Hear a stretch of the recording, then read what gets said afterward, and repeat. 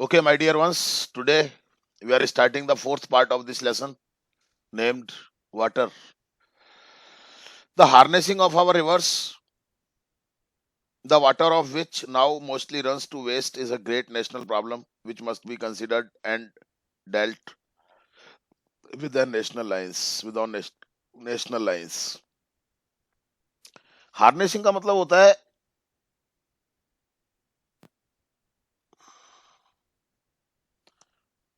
Harnessing का मतलब होता है काम में लेना हम्म, काम में लेना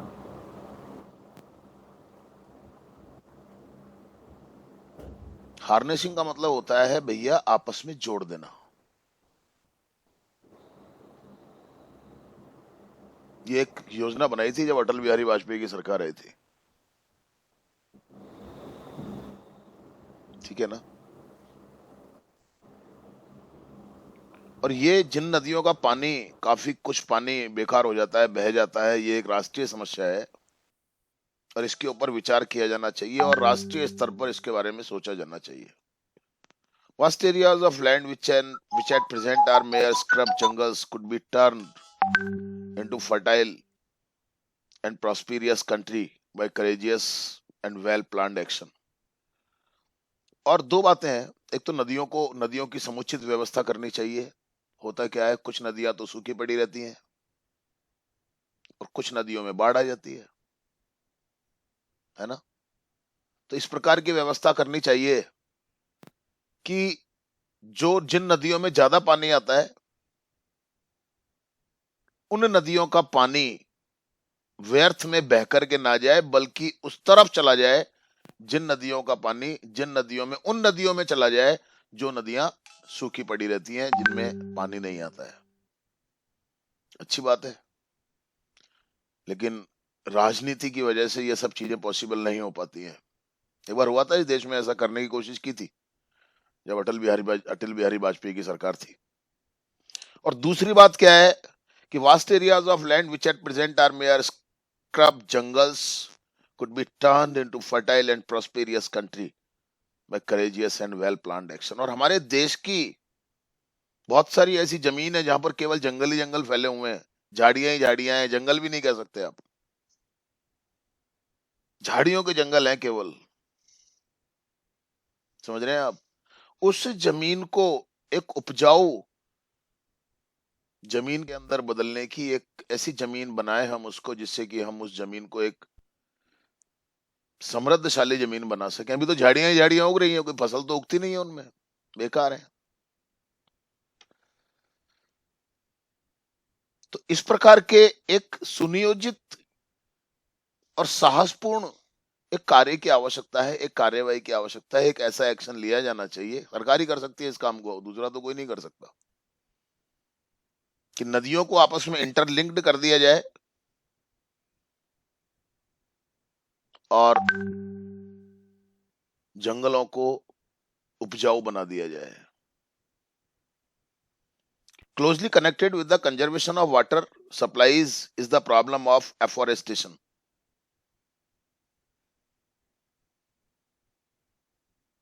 और पानी की जो ये समस्या है ना, जलापूर्ति की जो समस्या है, ये काफी हद तक, पानी की जो संरक्षण की जो समस्या है, ये काफी हद तक वृक्षारोपण से संबंधित है। आपको समझाया था मैंने कल, ज्यादा से ज्यादा वृक्षारोपण किया जाएगा तो पानी का संरक्षण अपने आप बढ़ जाएगा। The systematic planting of suitable trees in every possible or even in the impossible areas and the development of what one can call civilized forests as distinguished from wild and untamed jungles is one of the most urgent needs of India। और भारत की ये सबसे बड़ी आवश्यकता है इस समय कि एक सिस्टमेटिक तरीके से इस प्रकार से उपयुक्त पेड़ लगाए जाएं हर उस संभावित क्षेत्र में, और यहां तक कि असंभावित क्षेत्रों में भी ऐसे पेड़ लगाए जाएं। And the development of what one can call civilised forest, और विकास किया जाए जो हमारे, मतलब कि एक तो होता है कि झाड़ियां उग रही हैं, कहीं पे कुछ उग रहा है, एक सभ्य वनों का विकास किया जाए, यानी कि ऐसे पेड़ पौधे लगाए जाएं जो उपयुक्त हो, पानी के संरक्षण में भी उपयुक्त हो और हमारे लिए भी यूजफुल हो। ऐसे नहीं कि जंगल में झाड़ियां उग रही हैं और ये जंगल, इस प्रकार के जंगल नहीं। ये इस समय भारत की बहुत ज्यादा आवश्यकता है, यानी कि हम जंगलों का विकास करें, ऐसे पेड़ पौधे लगाएं जो हमारे विकास में सहायक हों, और फालतू की जो झाड़ियों वाले जो जंगल हैं उनको समाप्त किया जाए, पेड़ पौधे लगाए जाएं लेकिन जो हमारे लिए फायदेमंद हो, जो वास्तव में पानी के संरक्षण में जो हमें हेल्प कर सके।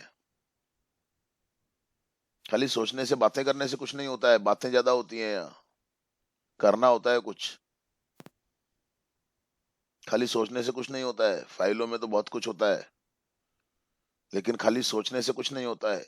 On the floor, the result must be on the floor. Result जो है ना वो फ्लोर पर आना चाहिए, तब होती है कोई बात।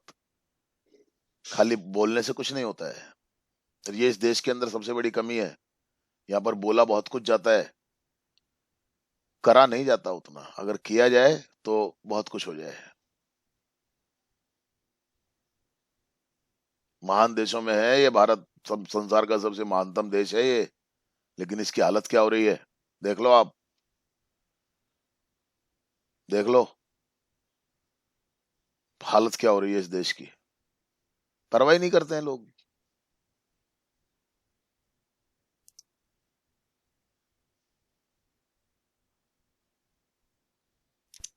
Such plantation would directly and indirectly prove a source of untold wealth to the country। और इस प्रकार का जो वृक्षारोपण किया जाएगा वो देश के लिए, समझ रहे हैं आप, प्रत्यक्ष और अप्रत्यक्ष रूप से देश के लिए एक धन संपदा साबित होगा। और हम तो केवल धन संपदा से, हमारा मतलब केवल पैसे से होता है बस। पैसा तो बहुत बाद की चीज होती है,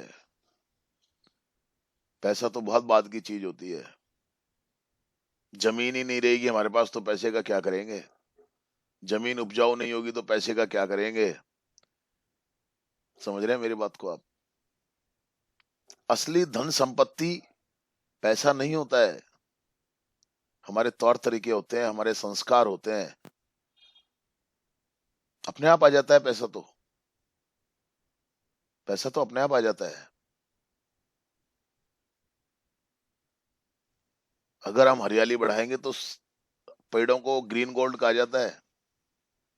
अरे जब पेड़ ही नहीं रहेंगे, पेड़ों को छोड़ोगे ही नहीं, ऑक्सीजन ही नहीं मिलेगी, पैसों से क्या ऑक्सीजन मिल जाएगी क्या?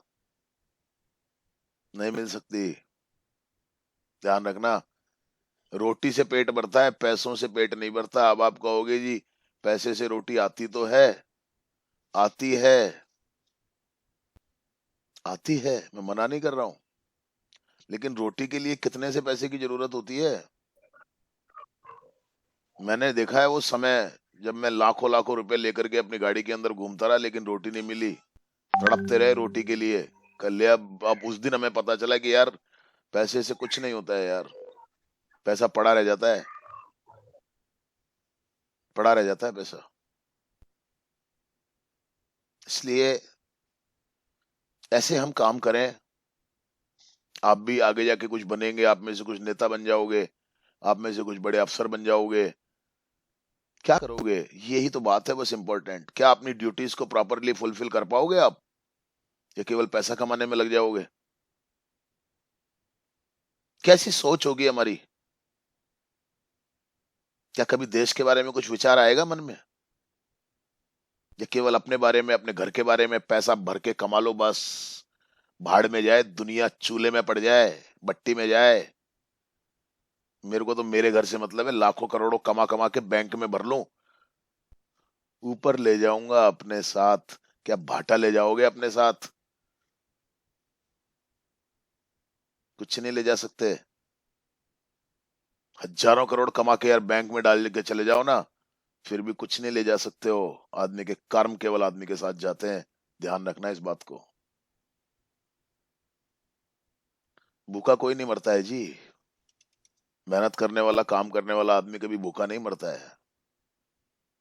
और रोटी के लिए कितना चाहिए, कितना चाहिए रोटी के लिए,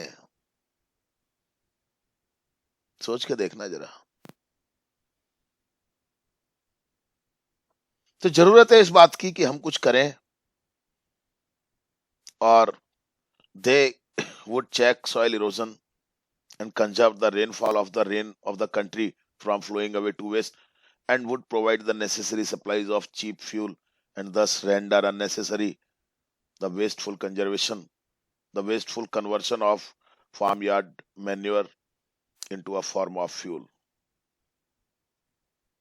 और इससे क्या होगा, मिट्टी का कटाव रुकेगा, जितने ज्यादा हम पेड़ लगाएंगे मिट्टी का कटाव रुकेगा, और जो वर्षा का पानी है वो संरक्षित होगा, इधर उधर बहने से बच जाएगा, और सस्ता ईंधन भी उपलब्ध होगा। जब ज्यादा से ज्यादा हम पेड़ लगाएंगे, तो पेड़ों को काट करके ईंधन बनाओ, मैं ऐसा नहीं कह रहा हूं ना, इस किताब में ऐसा लिखा हुआ है, लेकिन कुछ डालियां कुछ टहनियां अपने आप गिर जाती हैं टूट टूट करके, उसको ईंधन के रूप में काम में लिया जा सकता है।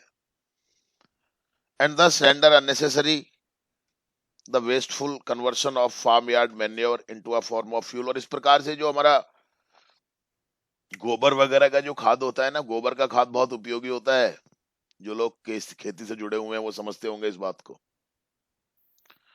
और उस गोबर के खाद को, गोबर को हम क्या करते हैं, ईंधन के काम में लेते हैं, छाने बना लेते हैं। लेकिन ज्यादा से ज्यादा अगर हम पेड़ लगाएंगे तो हमें ईंधन भी उपलब्ध हो जाएगा उन पेड़ों से, और ये जो गोबर है, जो बहुत अच्छा खाद होता है, इसको हम ईंधन के रूप में काम में नहीं लेंगे बल्कि खाद के रूप में काम में लेंगे। और बाकी जो आपके ये यूरिया और वूरिया रासायनिक जो खाद आते हैं, ये तो बहुत नुकसानदायक होते हैं। ये तो जमीन यस की सर। ये तो जमीन की कैपेसिटी को कम कर देते हैं, खत्म कर देते हैं जमीन को, जमीन की जो उर्वरक क्षमता होती है उसको नष्ट कर देते हैं, खत्म कर देते हैं, ये फायदेमंद थोड़ी होता है। लेकिन गोबर के जैसे, हाँ बायोगैस है बिल्कुल, गोबर के जैसे नहीं, बायोगैस तो एक ईंधन के रूप में ही अपन काम में ले रहे हैं, लेकिन अगर हम अच्छी खासी मात्रा में अगर हम पेड़ लगाएं तो पर्याप्त मात्रा में हमारे को ईंधन की प्राप्ति भी हो सकती है। आजकल तो खैर गैस वाला हो गया है, हर घर के अंदर गैस पहुंच चुकी है। उज्ज्वला योजना जो सरकार ने चलाई है, उससे हर घर के अंदर गैस पहुंच चुकी है, अब तो ऐसी बात नहीं है। The measures necessary to control the movement of water and conserve its supplies can also serve subsidiary purposes of value to the life of the countryside। और जो भी हम ये उपाय अपनाएंगे, आवश्यक उपाय पानी के मूवमेंट को कंट्रोल करने के, इसको नियंत्रित करने के, एंड कंजर्व इट्स सप्लाईज, और अगर हम इसकी आपूर्ति को अगर हम संरक्षित करेंगे, बचाएंगे पानी को, तो इससे हमारे जो दूसरे जो उद्देश्य हैं, हमारे गांव देहातों के जो दूसरे उद्देश्य हैं वो भी पूरे होंगे। By far the cheapest form of internal transport in a country is by boats and barges through canals and reverse. नदियों और नहरों के द्वारा हम एक पानी के द्वारा एक ट्रांसपोर्ट सिस्टम को भी विकसित कर सकते हैं, यातायात के सिस्टम को भी विकसित कर सकते हैं। बहुत जगह ऐसा देखा जाता है कि नदियों की वजह से, नालों की वजह से, नहरों की वजह से लोगों को बहुत लंबे लंबे चक्कर लगा के जाना पड़ता है। वहां पर भी हम एक यातायात के साधन का विकास कर सकते हैं। बहुत सारी जगह ऐसी हैं जहां पर कि नावों के द्वारा यातायात किया जाता है। We hear much about programs of rail and road construction, but far too little about the development of internal waterways in India। बहुत कुछ हम सुनते हैं, सड़कों का विकास हो रहा है, रेलों का विकास हो रहा है, ये विकास हो रहा है, सड़कों का यातायात के जो साधन है, सड़कों के द्वारा यातायात का विकास हो रहा है और रेल का विकास हो रहा है, लेकिन पानी के द्वारा यातायात का विकास हो रहा है, इस बारे में बहुत कम सुना जाता है। क्या करना चाहिए प्लानिंग, क्यों नहीं करनी चाहिए प्लानिंग? ये काम है अधिकारियों का, ब्यूरोक्रेट्स का, बड़े बड़े अधिकारियों का और नेताओं का। पर बड़ा दुर्भाग्य है इस देश का कि ज्यादातर लोग, काम करने वाले लोग हैं, मैं मना नहीं कर रहा हूं, पर ज्यादातर लोग केवल बस अपने स्वार्थों की पूर्ति में ही लगे रहते हैं।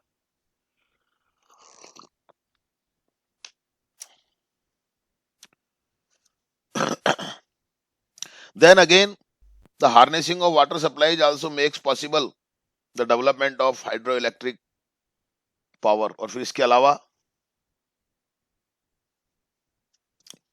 अगर हम जो हमारे मैंने आपको बताया अभी जो पानी है हमारा पानी की जो चीजें हैं, नदियां हैं, झीलें हैं, तालाब हैं,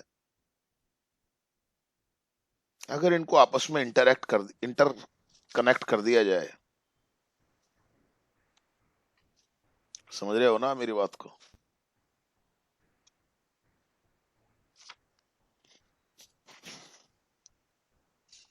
तो हाइड्रो इलेक्ट्रिक पावर भी जनरेट की जा सकती है। हाइड्रो इलेक्ट्रिक पावर समझते हो आप? टरबाइन के ऊपर पानी डाल करके जिस प्रकार से बिजली बनाई जाती है, पानी का हम वहां पर भी यस उपयोग सर। कर सकते हैं। क्यों नहीं कर सकते? सर जो पानी हमारा इतना बह जाता है, नष्ट हो जाता है, बाढ़ ला देता है, तबाही मचा देता है, उस पानी को अगर हम ढंग से अगर हम संरक्षित करें, तो क्या उस पानी से बिजली नहीं बना सकते? हम बना सकते हैं। बहुत कुछ किया जा सकता है जी, करने वाले बहुत कुछ कर देते हैं। आप छोड़िए इन बातों को, तो करने वाला होना चाहिए, विल पावर होनी चाहिए करने की। करने वाले पता नहीं क्या क्या कर देते हैं। विल पावर होनी चाहिए, लेकिन हमें हमारे स्वार्थों से दूर जाना पड़ेगा, तब जाकर के कुछ होता है।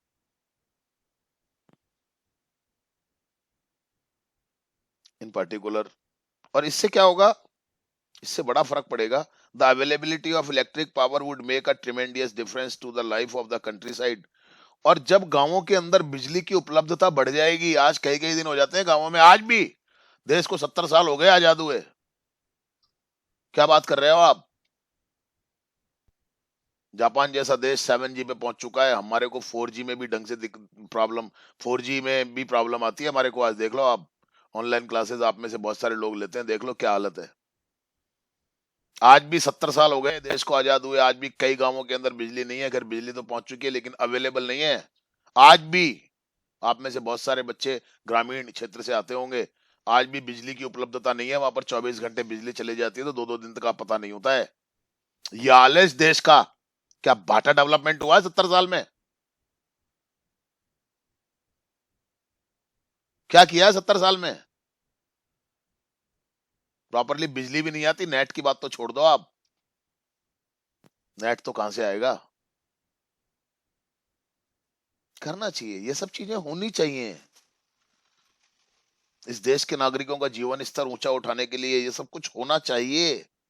और इससे अगर बिजली उपलब्ध होगी, तो गांवों के विकास पर बड़ा फर्क पड़ेगा, गांवों के जीवन पर बड़ा फर्क पड़ेगा। And enable the rural economy to be improved in various directions. और अलग अलग दिशाओं में गांव की जो अर्थव्यवस्था है वो भी बढ़ेगी, वो भी उन्नत होगी। क्यों नहीं होगी? आज बिजली नहीं है गांवों में, तो नेट कहां से चलेगा? बता दीजिए आप ही मेरे को, चल पाएगा क्या नेट? है? No sir. नहीं चलेगा, नहीं चलेगा। आज 70 साल में हम इतना नहीं कर पाए कि हम प्रॉपर एक बिजली का अरेंजमेंट तो कर दें कि बिजली कभी नहीं जाए, इस प्रकार की व्यवस्थाएं हम कर दें। आप बताइए मेरे को जरा। शिक्षा ढंग से नहीं दे पाए हम 70 साल में। शिक्षा, शिक्षा का हाल क्या है आपको मालूम है? रट रट के केवल परीक्षाएं पास कर लेते हैं। ईमानदारी से अगर सिस्टम बन जाए ना एग्जामिनेशन का, 40% से ज्यादा बच्चे पास नहीं हो, 10% से ज्यादा फर्स्ट डिवीजन क्रॉस नहीं कर पाएंगे। हकीकत है ये सिस्टम बना रखा है। स्कूलों में जा रहे हैं 20 में से 20, और वहां आ रहा है 80 में से 0। आप कहो तो मार्कशीट देख लेना आप, मैं दिखा दूंगा आपको। ये बर्बादी नहीं हो रही है देश की? 20 नंबर फोकट में जाते हैं, फोकट में, और वहां 80 में से 1 भी नहीं आता। कोई कार्यवाही नहीं होती किसी के ऊपर कि भैया ये 20 में से 20 कैसे दे दिए इसके, जब यहाँ 80 में से 0 आ रहे हैं। 20 में से 20 दे दिए, और 80 में से 13 नंबर लिया, और ये ले पास हो जा, बस आगे रोता रहना जिंदगी में बैठ करके। क्या एबिलिटी होगी उस व्यक्ति के अंदर? बता दीजिए आप मेरे को, बता दो आप मेरे को, क्या एबिलिटी होगी उस आदमी के अंदर? क्या ये शिक्षा का सत्यानाश नहीं कर रहे हम? किसी भी देश की नींव होती है उसकी शिक्षा। कैसे बच्चे, हम कैसे नागरिक तैयार कर रहे हैं हम, देख लीजिए आप। 14-14 साल हो गए आपको स्कूलों में पढ़ते हुए। आज मुश्किल से आपके अंदर से 2-4 बच्चे ऐसे निकलेंगे जो ढंग से इस इंग्लिश को यूज कर सकते हैं। बोलिए, गारंटी दे रहा हूं मैं। आ जाओ आप, मुंह में दही जम जाएगा आपका। छोटा सा टॉपिक दे दूंगा आपको बोलने के लिए, तो मैं ये है इस देश का एजुकेशन सिस्टम। 70 साल से ये एजुकेशन दे रहे हैं हम आपको।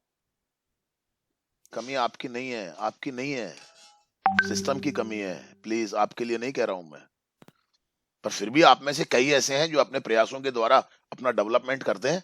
कई ऐसे हैं, बहुत सारे ऐसे बैठे हुए हैं।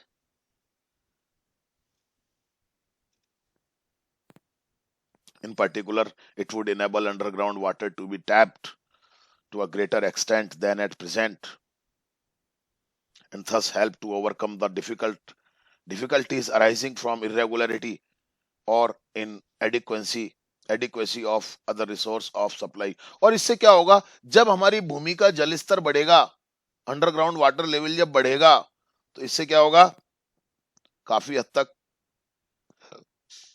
पानी उपलब्ध होगा।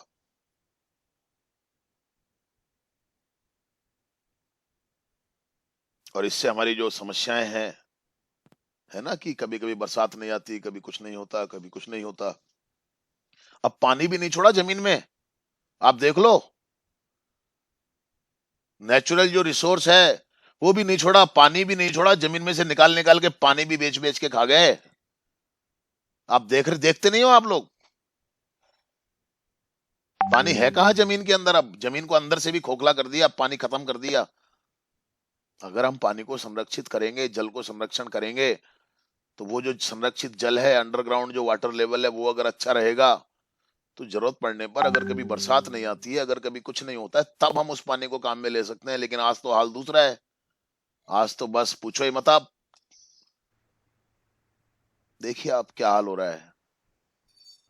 कहते हैं ना, यथा राजा तथा प्रजा, वो इस देश का हाल हो रहा है। आप भविष्य हो इस देश का, आने वाली पीढ़ी हो आप, शायद समझ सको, इस देश को बचा सको, वरना खड्डे में तो जा ही रहा है, जा रहा है और जाएगा। सीधी सी बात है। अभी तो फिर भी ठीक है, मैं बता दूंगा आपको, सड़कों के ऊपर मारकाट मचेगी, निकलना घर से मुश्किल हो जाएगा। आने वाला टाइम देख लेना आप क्या होगा, अगर अभी भी हम नहीं चेते तो। In one sense water is the commonest of liquids. और एक मायने में हम ये कह सकते हैं कि पानी जो है सभी पदार्थों में एक कॉमन चीज है। In another sense it is the most uncommon of liquids with amazing properties which are responsible for its unique power of maintaining animal and plant life।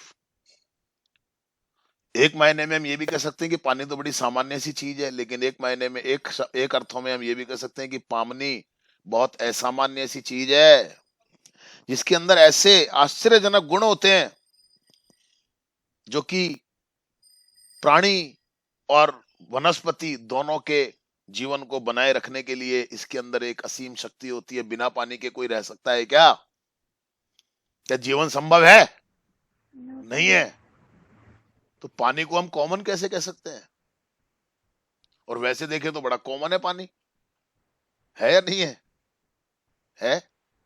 और एक सेंस में अगर हम देखें तो बहुत कॉमन है, और एक सेंस में अगर हम देखें तो पानी कोई कॉमन चीज नहीं है। पानी जीवन देता है हमारे को।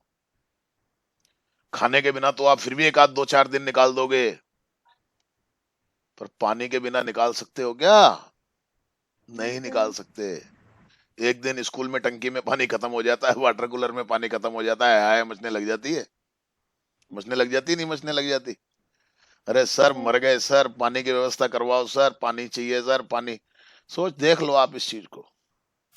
The investigation of the nature and properties of water is therefore of the highest scientific interest and is far from being an exhausted field of research। Now I have reached to the climax of this lesson कि आखिरी बात यही है कि इस बात की आवश्यकता है, रिसर्च की जाए, खोज की जाए, पानी के गुणों के बारे में और जाना जाए। ये एक बहुत ही वैज्ञानिक रुचि का विषय है, लेकिन बड़ी दुख की बात है कि हम पानी के ऊपर ना कोई रिसर्च हमारी चल रही है, ना कुछ और चल रहा है। हम केवल उसी चीज पर रिसर्च करते हैं जो चीज हमें पैसा कमा के दे सकती है। पानी जैसी चीज के ऊपर रिसर्च करेंगे तो क्या मिलेगा? ये बड़ी दुख की बात है कि आज भी हम पानी जैसी वस्तु के रिसर्च से, अनुसंधान से बहुत दूर हैं। Thank you very much. The lesson is complete.